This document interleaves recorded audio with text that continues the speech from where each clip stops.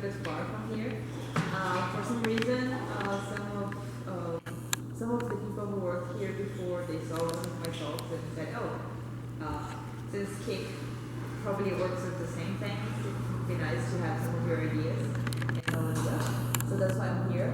I was in Canada for a conference called Kung that happened last week, and my returning flight is this week, so I got flown over to present this meetup here. I work for this Brazilian company called Curelet-Balan, and we basically do outsourcing. So this is a quick agenda of what we're going to see.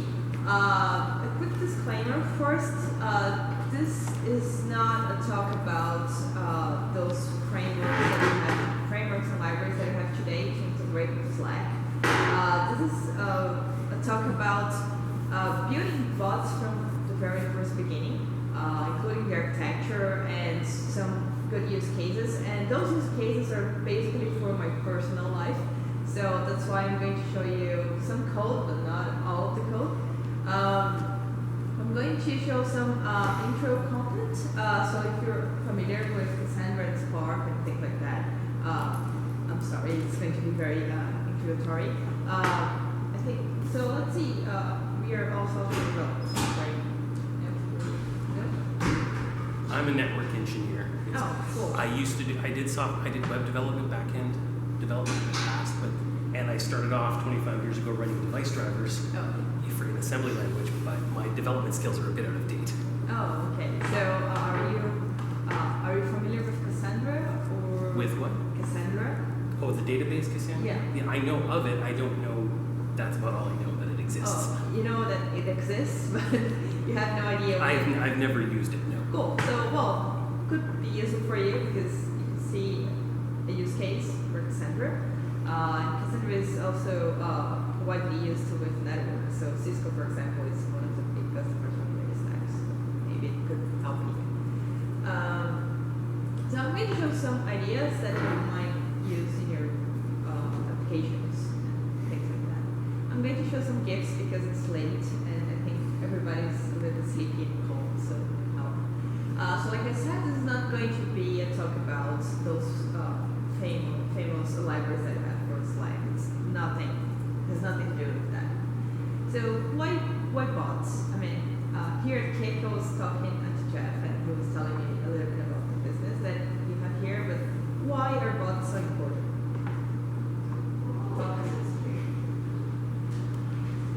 Why are bots I see more people. Hello. Hi. Hi. Can you answer this question? Why are bots important? Because people don't want to know apps anymore. That's the point.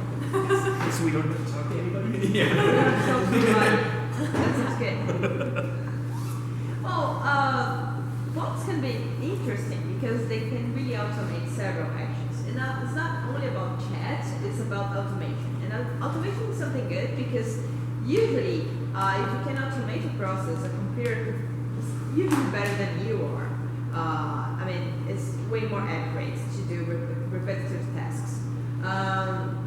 So bots can be really interesting. So we can think about bots for chat, it's kind of straightforward, but we can think about bots for reminders, for creating default answers, for, creating some sort of filters for any kind of content, for social media. I have bots for GIFs, which is useful. Anyway, you can think about bots in several contexts. The first bots that I made was like back in 2007. I was at college by that time, and I wanted to kind of make a joke with my friends, and I created a bot which was basically a cron job on Linux that was sending messages in Turkish to Yahoo groups by that time. Yahoo groups had no security at all, so it was really easy to get your accounts and create a fake account based on your account, and I was trolling my colleagues at that time. I was feeling really smart because nobody understood what was going on.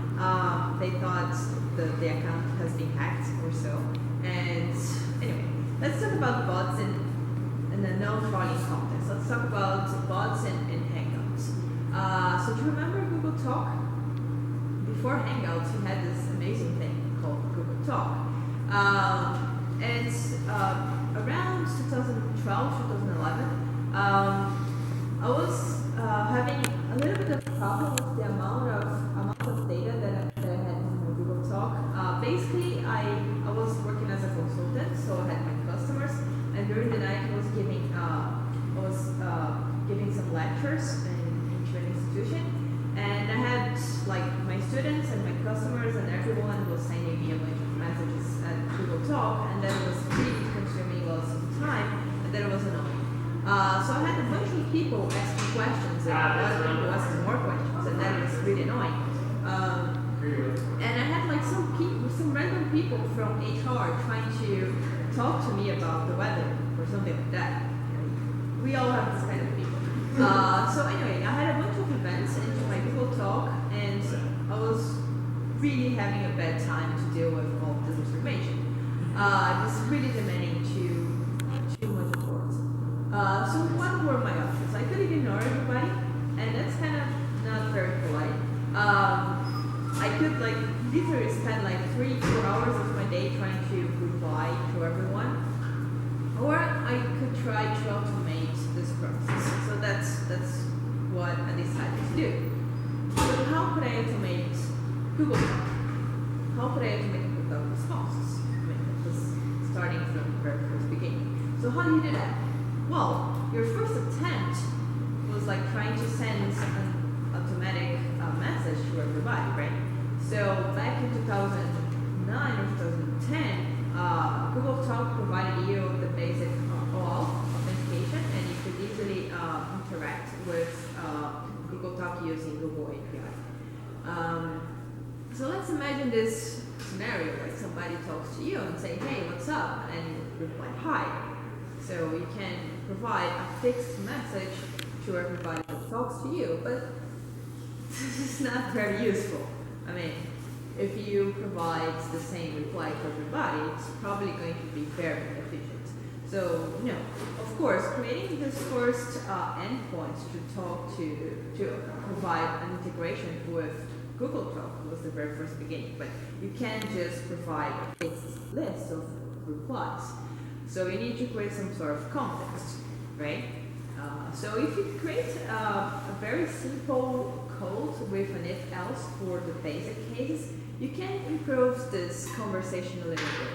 So if somebody says, oh, hi, what's up? And you can analyze it and say, oh, that's some sort of greeting, and then you can reply another greeting.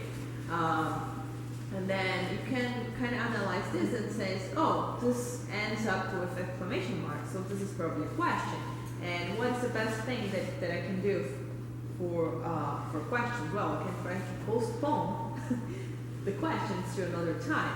So that sounds good. So if the thing ends up with the exclamation mark, I can just try to postpone it to any other time. It was a little bit better. I mean, I had a bunch of fixed replies to postpone my time for basic things like no, not now, or yes, or later. Anyway, if you try to do like this very basic context analysis, things are much better. However,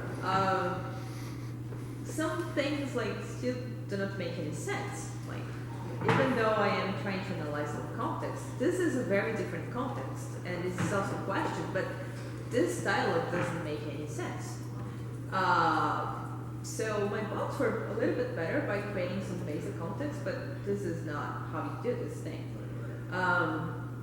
So I could like create a bunch of if-elses and create a terrible code, which is very hard to maintain, to try to analyze every possible context. And I guess like if you're working with chat responses, you probably ended up in a scenario like that. You need tags, you need categories, you need to do something, you need to understand the context of the conversation. So I needed something a little bit smarter to handle that. And even other scenarios that started to happen. So for example, imagine like somebody from my family, they're talking to me, and there's a question, and I'm trying to postpone a question from somebody from my family. So that doesn't make any sense. People from my family should not be affected by my bots. I mean, very bad situations just could happen if I start using my bots to reply to everyone. So that's not good. So another thing that I had to do, I had to select people who would not be affected by the bots. That makes a lot of sense. Another scenario that I had to handle was like, what happens if a new contact adds me to Google Hangouts or Google Talk? So I have like to analyze this new person and see is this new person going to be affected by the bot or not? Should I make it?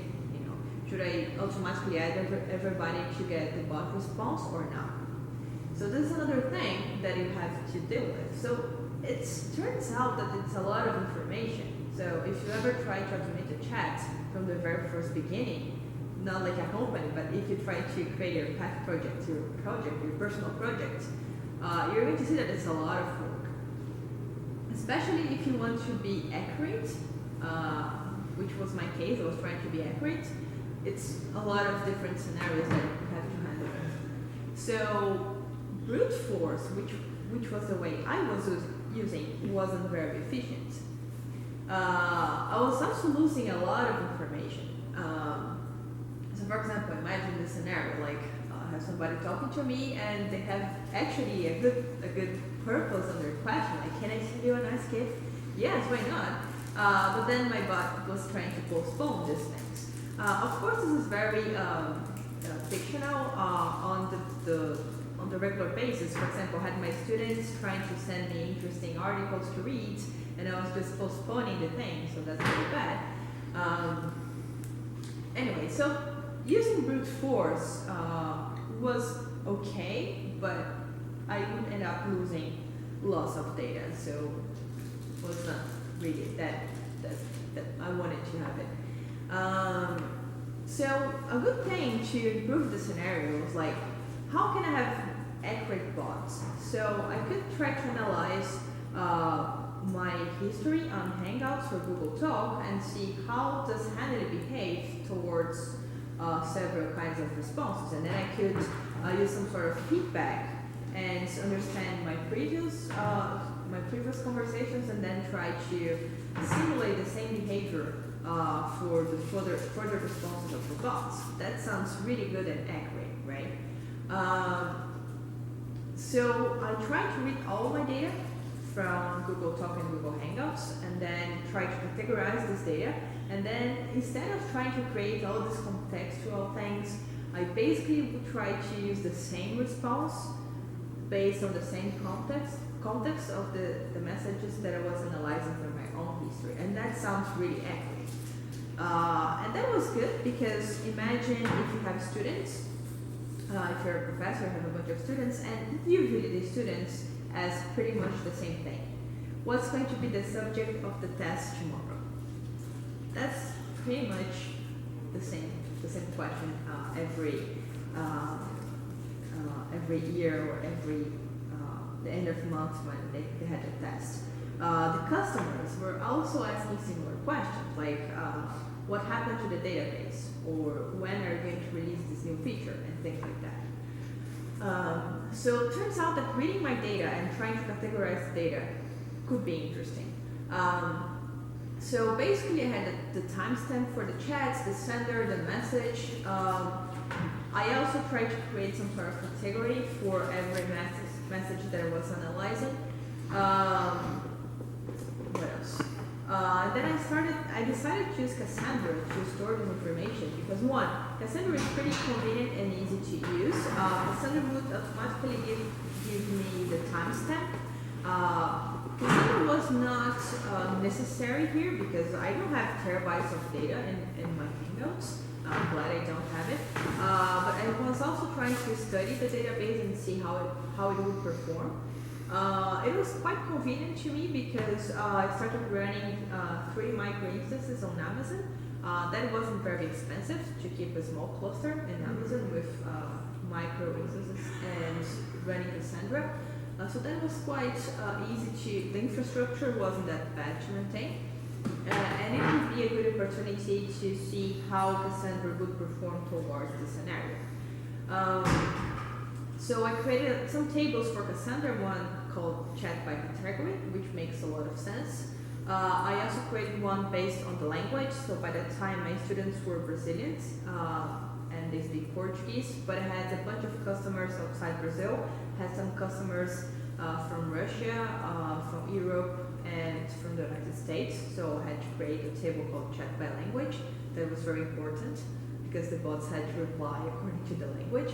I also created some sort of whitelist, blacklist. So I created a table called Chat by Allo. And this table will tell me if the person would be affected by the bot or not. I also created a table called contacts, and this table was useful to help me to determine if a certain person would be affected by the bot or not. So for example, I created some personal rules. Do I have the person on Facebook? If I have the person on Facebook, it's very likely that this person is close to me, and I don't want this person to be affected by the bot. Or do I follow this person on Twitter or something like that? So I started creating these rules to help me to take a decision if the person is going to be affected by the bot or not.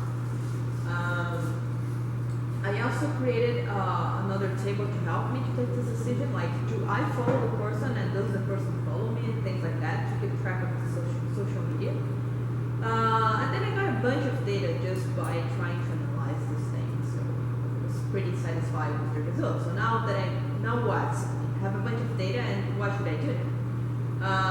So basically, how did I fill up the message integrity column? That's a good question. So I created like a very ugly parser based on nouns, adjectives, and verbs, and there are some natural language processing APIs that basically send all this information, nouns, adjectives, and verbs, and then it can provide you some tags. I also created my own tags, so I created like some tags for gifts or tags for subjects that I was interested into. But basically I was using this NLP API plus my custom tags. So that's how I filled out the column of message category.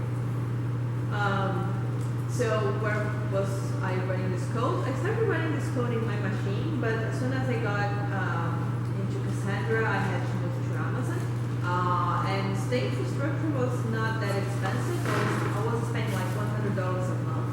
So that was satisfying, and I wanted to see the results and performance of Cassandra, so that was fine to me. And basically I had the following architecture. I had Hangouts, and I had the API to read the chat, and I also had the API getting this information, and parsing and creating some objects to me. And then I could write all this data in Cassandra, and then after that, after reading all the existing data, I had to create the responses. So I would read from Cassandra, and then I would produce an output object based on the context of the message and based on other things. And then I would create a response. Of course, this would happen only for people who would be affected by the bots. So here, every time I receive a message, I would check the table, contacts by Allo, and see if the person would be affected or not. Since I was using some micro instances in Amazon, I tried to prevent somebody to troll my architecture, and I added some Kafka just to make sure that these machines never have a big traffic or anything like that. So this should happen here. Again, like this architecture is, I really did not need that, but I was trying to experiment Cassandra in an environment and trying to simulate some real scenario where I would have a bunch of information going in and going out. So if you check this architecture, I created something that I called an nested object, and basically an nested object was something that I would extract information from Cassandra and try to make a sentence that would make sense according to the context. So for example, if you ask me what's going to be the subject of the test, I can't just check Cassandra table and get the message that I have there and reply to you, because it probably is not going to make any sense. So I have to check which tests do the students have this week, and then I can just like reply with the website of the subject or something like that. So basically, this enhanced object was the information that I had in Cassandra plus actual information that I had to provide to the person. So how can I automate that even more? So imagine this scenario. Somebody talking to me about a project, a customer asking about their projects. Did you see my pull request? How can I automate this even more? It's easy when like the questions are pretty much the same, but this is something very contextual. I mean, you have to check which pull request, and the answers can be completely different. So how can I do that? So basically, I could think about creating an integration with GitHub. So if I can integrate with GitHub, I can fetch my feeds, my alert feed, and then the alert feed has a status, red or red, and I could use this status to generate a response for the person. So that's another example. Where's the meetup today? I could basically create an integration with meetup.com and see which meetups we have today, and then reply to the person. So turns out that this is even another example. Where are the links for your slide? So basically, you could integrate with different service, and then you would have even more data, and then this data would make your replies even more accurate. So basically, I decided to integrate with GitHub, with meetup.com, and other websites that I use, thinking about what are the common questions that people ask me on a daily basis. But it was kind of a lot of data to my homemade analyzers.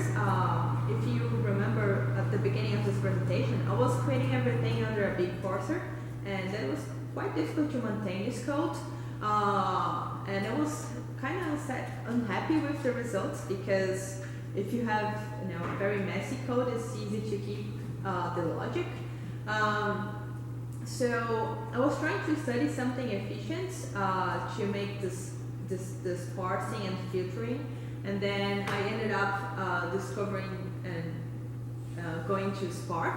Again, I really didn't need this architecture, because this is, I had very few data, and Spark is very useful when you have a bunch of data.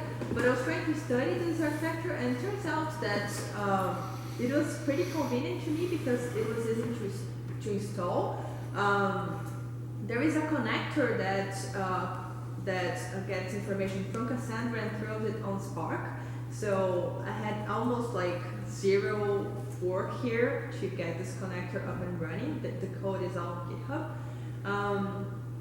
And then I changed the architecture a little bit. So I could throw a bunch of code away and just use filters and MapReduce to work as a parser for my contexts. And basically, what I did, I had the API waiting from Hangouts, and then I would throw this information on Spark and then save in Cassandra. And again, like the connector would do all this work for me. Is this Apache Spark you're talking about? Yeah, Apache Spark. So there's a connector for Cassandra, and that's very, very easy to get started with. And then I could like throw a bunch of code away and just use Spark filters. Again, like I said, I really did not need that, but I think the code was much more easy to read and maintain with Spark than without Spark. So recent benefits, like I could get rid of all my ugly parsers. I could also get rid of this junky turbo code and change that for a few lines of code. And then that's So that's the architecture that I ended up with. So once I had the data from Spark, I could filter and process it, and then I finally could produce an enhanced object, and then I could create a response for the person. And that was good. I think using Spark and integrating with different APIs, I could generate way more accurate responses. I had some epic fails, and I'm going to show you the epic fails at the end of the presentation, but basically, my students were satisfied. I was telling them what would be the subject of the tests and releasing their grades and things like that. My customers were kind of happy. So my bots could tell them about my pull requests, about feature releases, about bugs and things like that, just by checking GitHub and checking Jira, for example, and then I could provide automated answers for my customers. So everything was fine, but I had some bad scenarios. Yeah. So let's check the scenario. Somebody asks you like, what time is the meetup, and then you tell them, and then they ask where is it, and then you provide the address. Again, for every of these questions, you have to go to meetup.com and then fetch some information and then reply to the person, and then according to the next question, you have to go back to meetup.com, parse everything, and then release the response for the person. Then another day, the same person goes to you and they ask, oh, what time is the meetup? 7 p.m. Where is it? Then you provide the address. So if you check, like it looks like if the person asked what time is the meetup, it's very likely that they're going to ask you where is the meetup. It's very likely. So some people, according to some context, they can be very, very predictable. I mean, very. So how could I automate this in order to generate a single response that would save the user time and my bot time? And saving bot time also save API calls, network, and machine. So I wanted to achieve this level of response, and you can imagine, like, to achieve that, we need something called machine learning. So I wanted to learn how to improve my answers. So I moved a little bit forward into machine learning, and we have like basically these 3 big categories of machine learning: supervised, unsupervised, and reinforcement. So supervised one is kind of the easiest one that you can make because you have like very clear categories that you want to fall into. And this is also the type of machine learning that you have a bunch of algorithms, so it's kind of easy to use it. Not easy, but it's way more easy to use supervised than reinforcement, for example. So I tried running into the supervised model.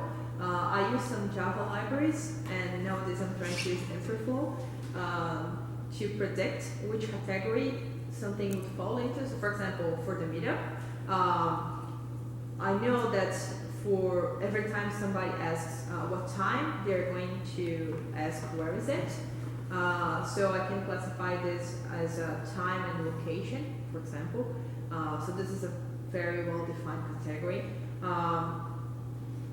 Anyway, so when you have the supervised model, you kind of know what to expect the output. I also tried some reinforcement, which is the type of machine learning that you try to train your bots by the feedback. But this is quite complicated. I just gave up because the algorithms are way more difficult to implement. So I needed to learn a little bit of these topics in order to have my bots trying to do machine learning properly. So I had to learn about regression models because there is one way to do supervised learning, which is called linear regression. And turns out this is the type of machine learning that I use more often. So I learned a little bit about regression models. I had to generate some equations in order to create parameters to my responses. Understanding about matrices was kind of interesting because you can use some updates to help you with your data. That's what I did. And then I started learning a little bit about topology because some models for reinforcement also use topology, but I just gave up on these topics. They were like too difficult. So basically, I'm using bots with supervised learning for only well-defined scenarios. And then those are some topics that I'm considering. In order to generate a certain type of response, I check if I had any sort of contact with the person before. So if somebody adds me on Hangouts, I try to check my social networks, and then I see if I follow the person on Twitter or not, or if I have the person on Facebook or not.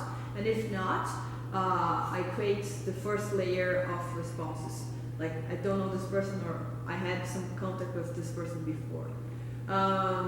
Again, like I said, I check the social networks. I also try to classify the message as a spam or not. It's very sad, but we also have spam in Hangouts and Google Talk. I also check my mail. So sometimes somebody's trying to contact you on Hangouts, and even though we didn't have any previous contact with the person is trying to reach you via email. So if the person is trying to reach me via email, I check the email first. Like I said, the emails. I have some black box methods that also help me to take some decisions. So for example, if something, I don't know, related about a very bad context or somebody trying to troll me, I just, the bot doesn't even reply to the person, it's just spam. So there is no default cookbook. I guess lots of people try to ask me, how do I create a bot for this particular case? So I don't think there is a default cookbook. My bots work well for me based on my context. So if you remember, like the table that I have for message category, it's pretty much for the categories that I aim to deliver the response. For example, I have students, I have customers. So it's very likely that the responses that I produce are going to affect this group of people. So that was pretty much my final architecture. So again, I have Hangouts, I have some queue to prevent a massive number of messages, and then I have Spark, filtering and processing my messages. I have Cassandra to help me here, and then with machine learning, basically I get this enhanced object. I check with a supervised learning algorithm, and then I also read the data from Cassandra, and then after the supervised learning process, I use some feedback for Cassandra. So basically, I read from Cassandra to help me to produce this, this object, and then once I pass it through the algorithm, I just rewrite it in Cassandra. So this way, my Cassandra database is always updated based on the results of the algorithm. And then I finally generate the response for the user. Those were like my, excuse me, I gotta get some water. So those were my chatbots, but we can use bots for other purposes.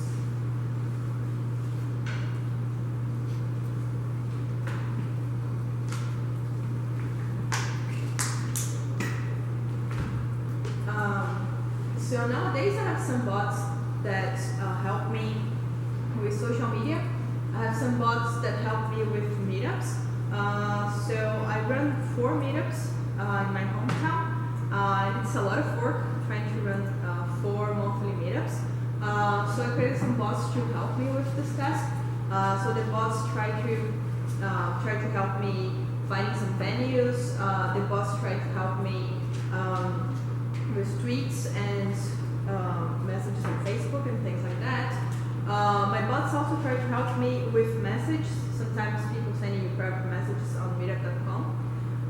I have some motivational bots for my coworkers, which is pretty funny. So I send them funny messages and gifts. I have some bots, and those are very useful bots to help me on GitHub. So last year, I created 2 big open source projects. I created a connector for Neo4j and MongoDB and a connector for Neo4j and Cassandra.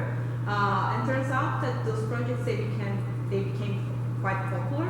So my bots helped me to maintain these projects. So my bots also help me to comment on pull requests and monitor the build status on threads and things like that. So that's pretty useful. I tried to create some bots for email, but that's way more difficult to do because email, like usually email involves huge messages and it's really hard to parse and understand huge messages. Of course, in Hangouts, you can have long text, but it's way more likely that you're going to have short messages instead. So I tried to create some bots for email, but they are not very efficient at all, just because it's very difficult to parse a huge amount of text. And then I think this is the funny part of this talk. Several things went wrong, of course. When you're trying to create bots from zero, several things probably are going to go wrong. I selected some funny happenings during this process, and my bots are not perfect yet, but they are very helpful. So some interesting things happen here. Do you remember this architecture? So I have the queue, which is a Kafka queue, and then I have Spark, and then I produce the object, and then I have another queue throttling the responses. So those are 2 different endpoints. So I was using an account in Amazon, and then I had to change the account, so I had to rebuild this entire architecture from 0. And then I had to throw away the machines and recreate new ones. So when I was recreating this architecture under another account, I ended up swiping the endpoints. So something like that happened. I mean, it was my bad. So Kafka has an endpoint, and I changed this endpoint by accident. Can you imagine what happens here? Nobody gets a response. No. Well, it's interesting because before, so I have the response endpoint, but of course I need a mechanism to log. And before, so I deliver the response, but I also log things. So every action of my bots is being logged. So I have a huge log file. If something goes bad or goes wrong, I can check the log to see what happened. So a very interesting thing happens. Some random person, and I think it was the first person on the list in Hangouts, started receiving my logs. And that was kind of awkward. So I have logs. The first endpoint, the second endpoint, and then the person started receiving my logs as my input logs as a response. So that was quite awkward. I also had another big problem here. When I started integrating with GitHub and using machine learning, I created some rules. So I was trying to automate questions about pull requests and questions about issues and things like that. And I ran into this very weird scenario. Somebody asked, "Oh, do you see PR today?" And actually, for this context, there was a guy in my team called Paul Rigus, and everybody would call him PR, but that was a person, not a pull request. And then the bot replied, like, "I'm sorry, I couldn't allocate any PR." And this doesn't make any sense. And then I think the person completely misinterpreted this, and they thought like the guy had disappeared. They were like calling the person and checking, and they thought the person had gone or something like that. So for this context, like PR doesn't mean pull request. So that was a funny thing that happened. So lesson learned, like instead of just replying just assuming that everybody that talks to you is going to be a software developer. Check if the person has something to do with GitHub or not. And this is a funny thing that also happens. Like sometimes people know that I have bots, and they ask, "Oh, is this a bot?" So that's funny. That happens a few times. So I'm going to give you some topics and references. So to build this bots, of course, I had to learn a lot about XMPP, which is the protocol that you usually have for chat. Google is not entirely based on XMPP, but if you get applications like WhatsApp or Telegram, that's the main protocol that they have, is the XMPP. I also used Spark and Cassandra, and this is a link for a course. It's a self-paced course that you can take. It's a free course from DataStax. I also found some useful information on this presentation, that there is a link for this presentation. To be able to use some supervised machine learning algorithms, I took a course at Coursera, the Stanford course, and the link is there. One interesting thing is like if you assume that your bot is going to be event-based, you have some benefits of the event-based architecture, and this is pretty much the architecture that I presented to you. So some discussion points. Security. When you have bots, and these bots they have access to your personal data, it's very important to use two-factor authentication for everything. So be aware that like if your bots are, they have any chance to touch your personal data, you should be protecting your data. That's an interesting discussion. Bias. If you have chatbots, do your bots have bias? And bias is something complicated. I mean, if you're building personal bots, maybe it's fine that your bots have your own bias, but what happens if you're building like general purpose bots? How can you be sure that your bots have no bias at all? And that's a good question. So I ended up open sourcing parts of this architecture, especially the ones about connecting Cassandra, Spark, and then integrating with some machine learning algorithms.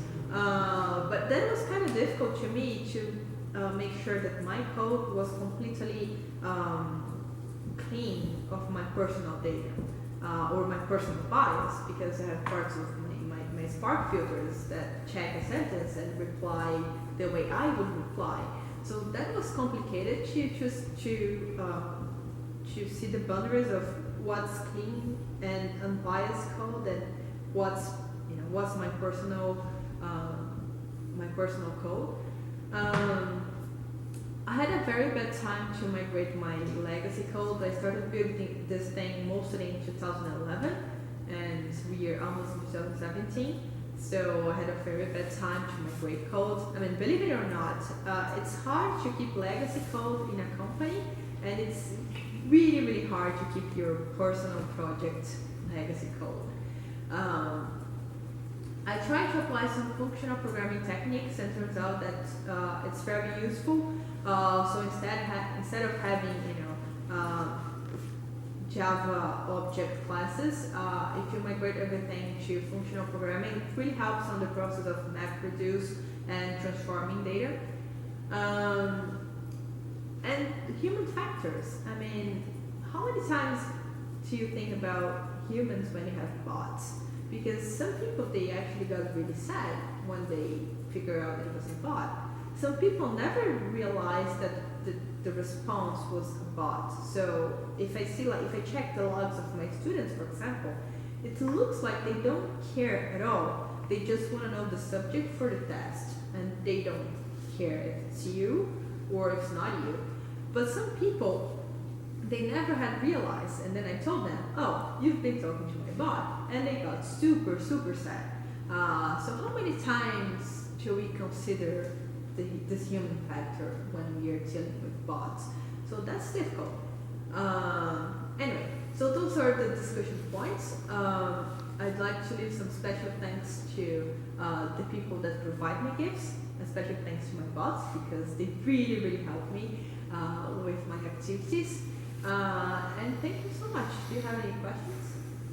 So how you are reading data from GitHub? You use a tool? Yes, GitHub provides you a REST API, and then you can access information from your account. So basically, what I do I fetch the data every hour, and then you can do the opposite. You can also do the reverse architecture. Every time you have a new event, you just send the data to an endpoint. So you're using a script? Yeah. Oh, okay. Yeah, basically, it's just API integration. So if you check like GitHub or meetup.com or even slides.com, all of these things, they provide you APIs. So if you fetch an endpoint, an authenticated endpoint, you can collect the data that you have there. Mm-hmm. How you are using your bots to find vendors? Oh, so that's tricky. So what I do, I usually need venues to my meetups, and then when I have a meetup scheduled, the bots check if the meetup has a venue or not, and if not, it tweets, I need help. I have this meetup here. Could everybody sponsor it with a venue or a coffee break? And then using supervised learning, I see the people that reply to me, and then I learn like, oh, this company maybe could help in the future. So on the next round, I just tweet that I need help, and I automatically write a reply to those people that try to help me in the past. So basically, I go appending all of the companies that showed interest once, and then every month I automatically reply to them asking for help.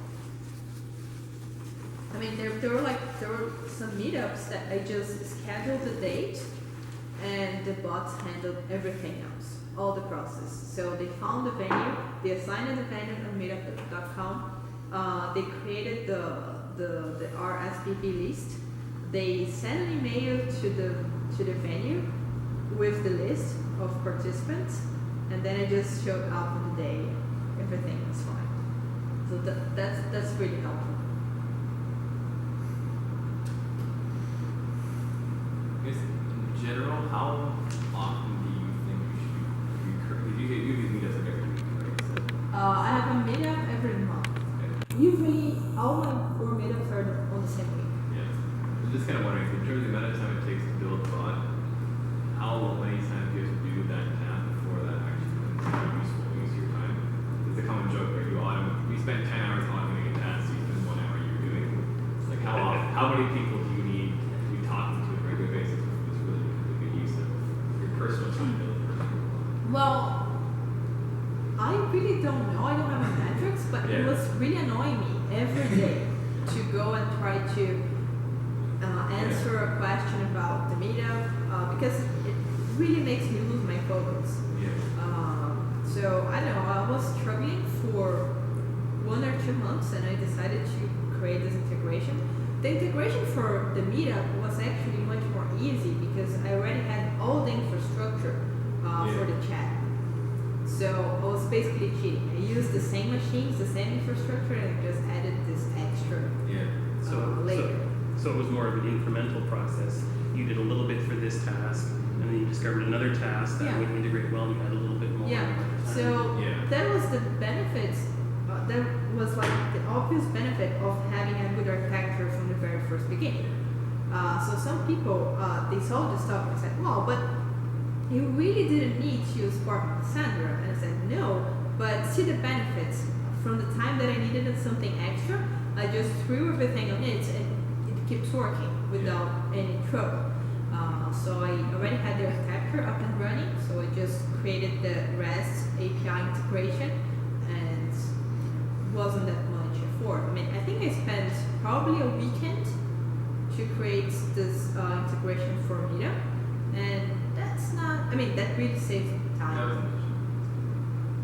I guess the caveat to that is you said that people sometimes get mad and angry at you when they find out it's a bot. I find that surprising because it's usually really obvious when it's a bot that kind of is. But I've had it where like I'm using a bot and they ask me 20 questions you do like 20 questions and at the end you're like, well, this is gonna collect that. What the hell did I spend all this time with bot for, right? Like, I guess I'm surprised people don't know it's a bot. It's usually pretty obvious. Well, I mean, for my particular case, people they usually don't have a big list of questions. Yeah. Their questions are very straightforward. What's going to be the subject of this test? Or do you have the fix for this bug? Yeah. The person needs a yes or no. So lots of people, they actually did not realize. It shows you built a well. So that was the interesting part. And sometimes people, like, even if the answer doesn't make much sense, they just don't even care, and they try to send me an email. So that's fine as well. I never had like much trouble. Some people, I guess, they realize after this. I get the session a few times, and actually some people try to build a bot to talk to my bot. What they don't know is that I have a timeout. So if they try to troll me with another bot, they just stop replying. So what else? Oh yeah, so I try to add some human factors on my bots. So for example, one thing that is obvious, and some people just don't care about that, is like you send a message. If you have a bot, it's very likely that your reply is just instant. Especially in a architecture like that, it's very fast, so the reply is almost instant. So what I do is like, I added a timer, and the timer varies within 3 minutes and 2 hours. So I basically You were using it to write all this in? So for machine learning, I started using Java and Octave. Octave is something like MATLAB. And I used to do the Stanford course, and I basically integrate with Java for some algorithms. I have some code in Python and Ruby. So for example, for my Spark integration, I have something in Java and something in Python. I also have something in Ruby for GitHub. So those are like the main languages that I'm trying to use. I tried to do something with Rust, but I totally failed. I was trying to study Rust, and I tried to migrate my old code in Ruby for GitHub to Rust, but I totally failed. Maybe next year I can do something like that. But it's mostly Java and Python. I have some small versions in Octave and in Ruby. How do you keep track? Do you keep track of the responses that your bots are giving out? No, I don't keep track So of you don't it. interact. I check from time to time my logs to see if there was something weird. I also have some triggers, like if a person sends me too many messages in a very short of time. Let's say if they send me, so I keep by 5 minutes. If they send me more than 20 messages in 5 minutes, I generate an event and I check it afterwards. But I don't keep track of it. So if something really bad happens, I might not have seen it. From every week, I generate an email for myself with all these weird patterns of events, plus some samples of the logs. And then I check the samples. I check by sample, but I don't need to be very accurate. I mean, if I'm not very accurate, things that can go wrong is like somebody gets angry or sad, or somebody ends up sending me an email instead of trying to contact me on Hangouts. And if they send me an email, it's very likely that I see it. Any reason for using Cassandra instead of MySQL or a normal database? Like I said, I was trying to study Cassandra, so I was trying to learn more about this database, and I think it was really convenient because of the data model. I wanted to have tables, and all of the tables with timestamps, and I would be able to have lots of information on the same table, mostly because of that. Really, I could have done this in another database. I didn't need Cassandra for that purpose. Turns out that was a good choice because when I moved into Spark, I already had the connector. it was really easy to perform the integration. And what machine learning supervised algorithms did you use? So I used mostly the regression modeling algorithms, so linear regression, because that's very easy to implement. I also tried to use some PCA, principal analysis, but I think like that was a little bit more challenging to myself, and I would have to spend way more time. So I tried to resolve everything with linear regression. So what's the purpose? You wanted to find out if, let's say, a question doesn't fit exactly with your structure of yeah. So basically, question I answer. tried to create some categories. So for example, questions about the mediums. So I have some category that I call time and place, and will it fit on time, place, or not? That's what I check. I basically do that because one, I was trying to learn machine learning on a real use case, but the good things of this is like it can really save me API calls.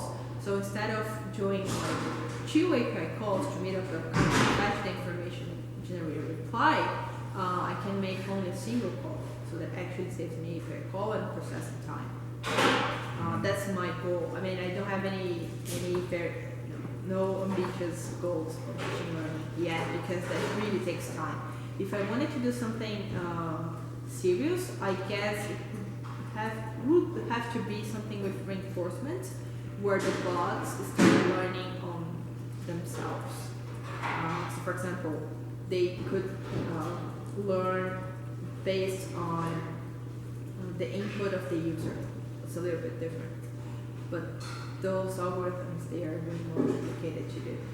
Did you have a situation where, for example, a human question can be like fuzzy or, can have some weird English construction and then... So I have a category for that, which is a category that basically the bot is going to reply, sorry, can you rephrase your sentence because I could not understand you? And then that actually works pretty well.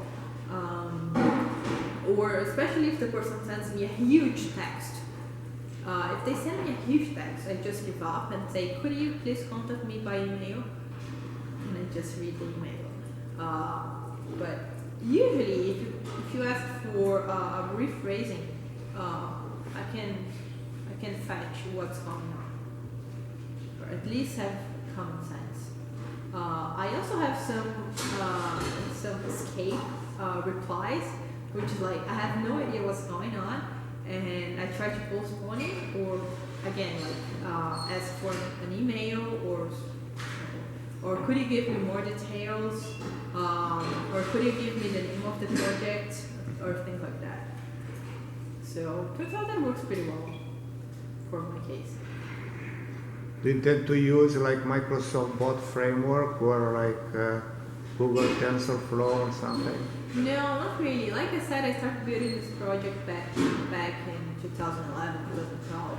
So I really don't want to throw all this away and migrate to a framework, especially because it was a personal project, and I'm quite proud of this project because it really saves my time. So I don't have any plans to migrate. And if I migrate, I'm going to spend a lot of time rebuilding all this integration. So I don't think it's a good deal. I mean, right now, I think I'm using a very flexible architecture, and I don't want to give up. So I'm quite happy with that. So using this architecture, for example, I could even create some integrations for Slack. It turns out that it works pretty well. So I don't want to give up on it, especially because it's flexible. With your architecture, can you connect it to Twilio or anything like that and start incorporating SMS into? I'm not sure, but if you think about Asterisk, for example, Asterisk provides you some API, it's just REST API, and I could create another table in Cassandra to get information from, I don't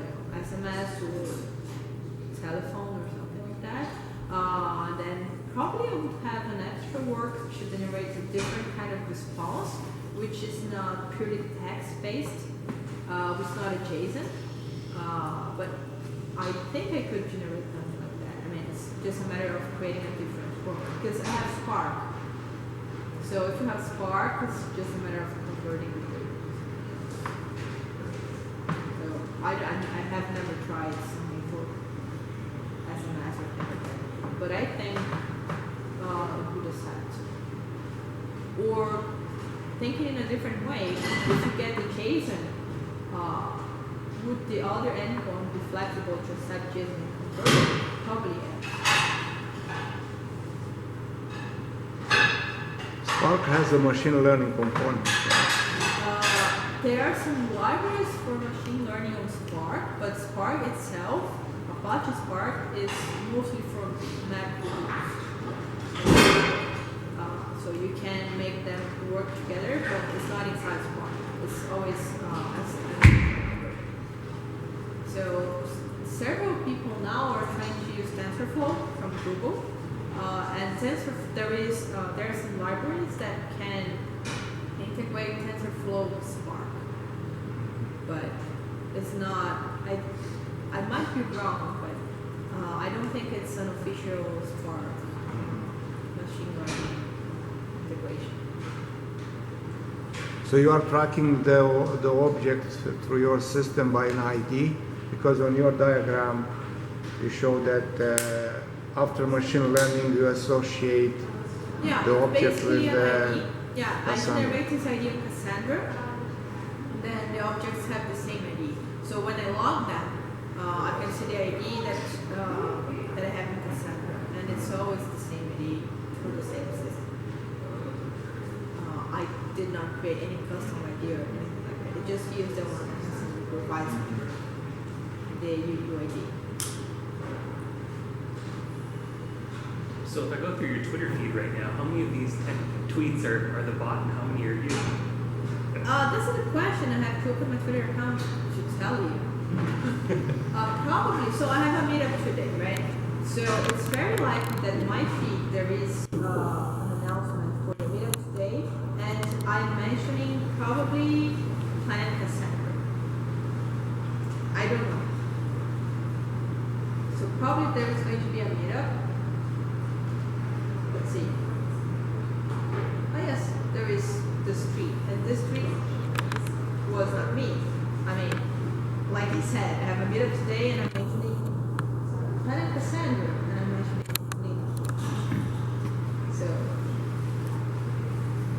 this retweet was me, but this is another thing. Oh, this is a bot. So after every session, I usually tweet my slides, and then the bot was tweeting for me. Let's see.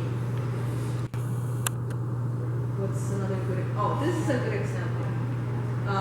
Again, on the day of the meetup, again, tweets about the meetup, mentioning this person.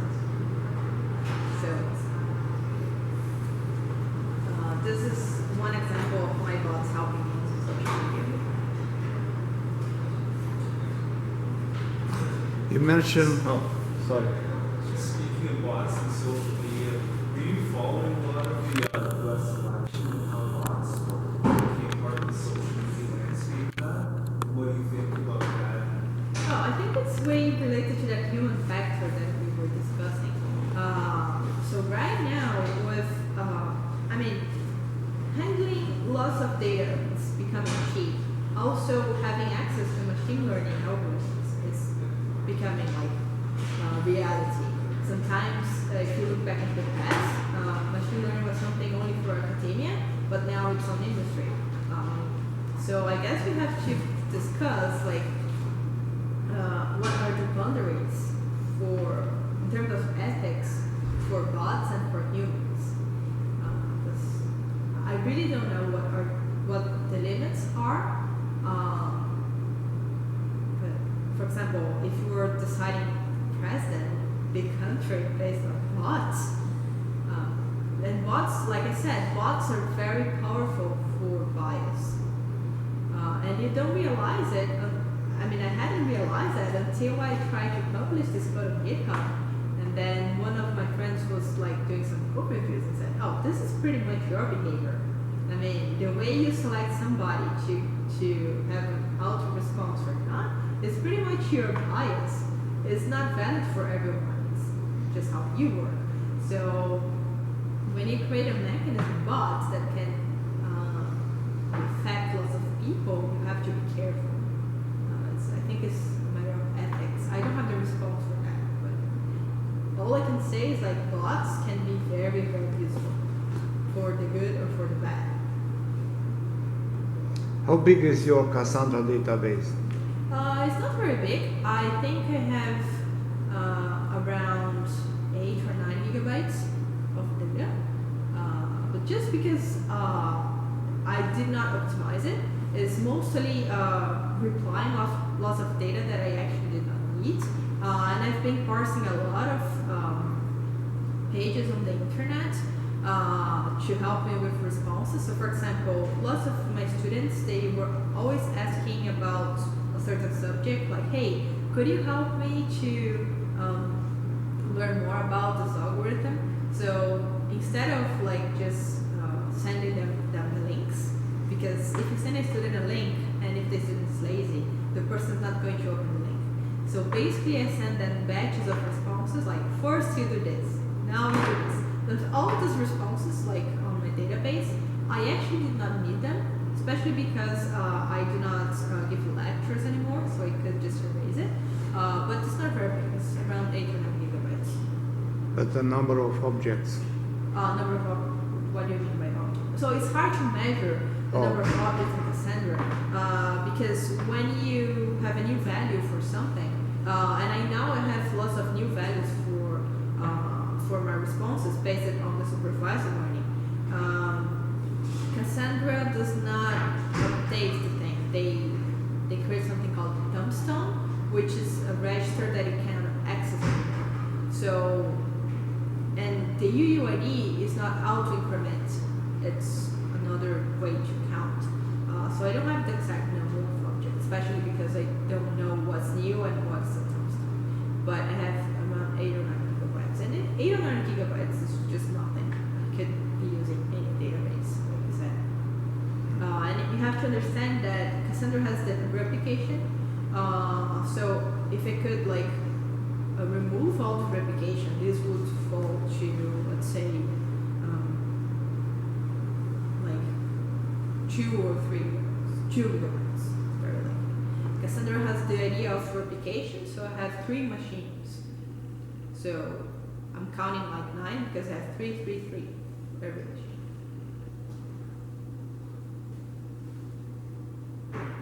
I have one more question. You mentioned that you had to learn lots of mathematics, yeah? Yeah. That you needed to understand the algorithms or the technology, or for your machine learning, not machine learning, for the bot implementation? Well, I took the Coursera course in machine learning from Stanford, and that's why I had to go through all this math. But for linear regression, really, I had to learn, of course, about regression models. That was the important part, and about matrices. But besides that, you don't need to learn much. If you use Python, there is a library called PyBrain. And I actually tried PyBrain, and PyBrain is so good at abstractions that you really don't need to understand anything of what is going on. You just provide the input data set, you provide the test data set, and the library does everything to you. I went a little bit deeper into the linear regression because that was the main algorithm that I was investing my time, and I wanted to understand what was going on, especially to see if I had a very weird situation or if I really could fit, fit my goals into having those bots perform that output. But I think besides that, if you really just want to play with some machine learning library, you just try the framework itself. You don't have to go too deep, especially for supervised, because supervised is the easiest strategy that you can have. What your bot sounds like is the AI assistant you often hear about in science fiction that answers phone calls and emails and talks to people and Well, it doesn't answer phone calls, Yes. which is yet. uh, She integrated into Asterisk.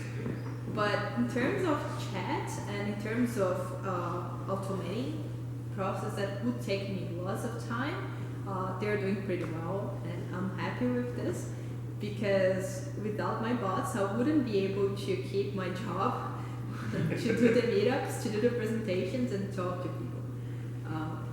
So I think, well, at least for me, they're pretty useful. I mean, they really save me lots of times. So I think that's why there's a big thank to my bots. It's just like here. Any thoughts to make this a product to sell eventually to political parties? No. It's funny because that was not the first time that I heard this question, and no, I never thought about selling these bots. I published some of the architecture on GitHub, mostly for people who are interested into learning how to connect Cassandra with Spark, with Java libraries for machine learning, but they have nothing to do with bots. But you can use the same architecture that I show here for bots, and if some politician wants to use that for their own purpose, they can go to my GitHub and get it. But I never thought about selling it because my bots are like for me.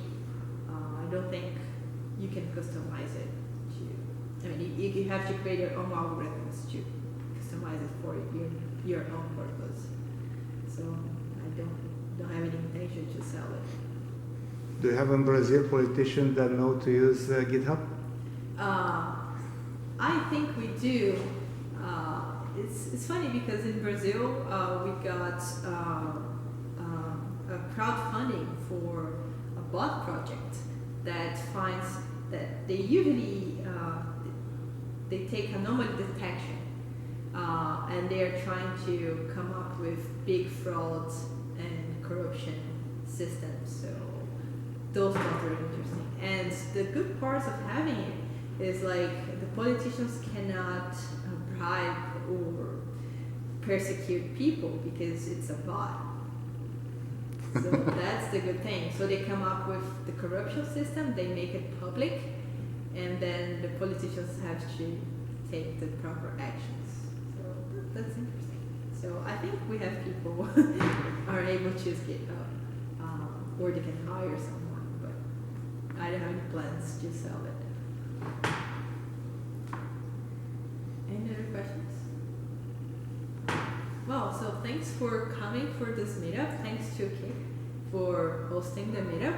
And one of my bots is going to tweet this presentation in the next hours. If you're interested, just check my Twitter in a few hours and the presentation is going to be there. So thank you very much.